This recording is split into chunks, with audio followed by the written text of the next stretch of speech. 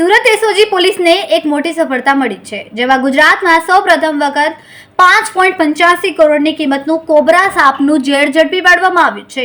આ ઓપરેશનના લસકાડા પોલીસે 7 આરોપીની ધરપકડ કરી છે, જેઓ કરોડો રૂપિયાની કિંમતનું આ ઝેર વેચવાની પેરવીમાં હતા। પકડાયેલા આરોપીઓ પાસેથી અંદાજિત 6.5 ml કોબરા વેનમ જપ્ત કરવામાં આવ્યો, જેની બજાર કિંમત આશરે 5.85 લાખ રૂપિયા હોવાનું સામે આવ્યું છે।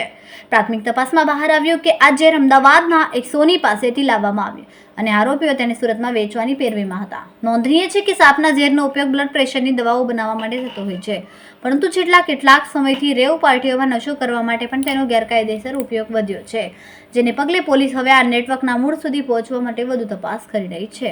ધરપકડ કરાયેલ 7 આરોપીમાં સુરતના 2, વડોદરાના 5 શખ્સનો સમાવેશ થાય છે, જેમાં 67 વર્ષીય મનસુખ ધિનેયા, 60 વર્ષીય ચિમન ભુવા, 41 વર્ષીય સમીર પંચાલ, 74 વર્ષીય પ્રવીણ શાહ, 50 વર્ષીય કેતન શાહ, 54 વર્ષીય મકરંદ કુલકર્ણી અને 40 વર્ષીય પ્રશાંત શાહ સામેલ છે।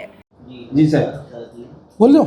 જી સર, ગુજરાતના ઇતિહાસમાં સૌપ્રથમ વાર 5.85 લાખની કિંમતનું પ્રતિબંધિત કોબરા સાપનું ઝેર એટલે કે વેનમ એની સાથે 7 ઈસમોને જે છે એ એસઓજીની ટીમે ઝડપી પાડ્યા છે અને એની જાણવાજોગ દાખલ કરી છે અને ફોરેસ્ટ વિભાગ આની અંદર જોડાયું છે અને આ વેનમ જે છે એ લેબના ટેસ્ટને અંતે સાબિત થશે તો ત્યારબાદ જે છે ફોરેસ્ટ વન અધિનિયમ સંરક્ષણ અધિનિયમ મુજબ ગુનો દાખલ કરી અને આગળની કાર્યવાહી કરવામાં આવશે।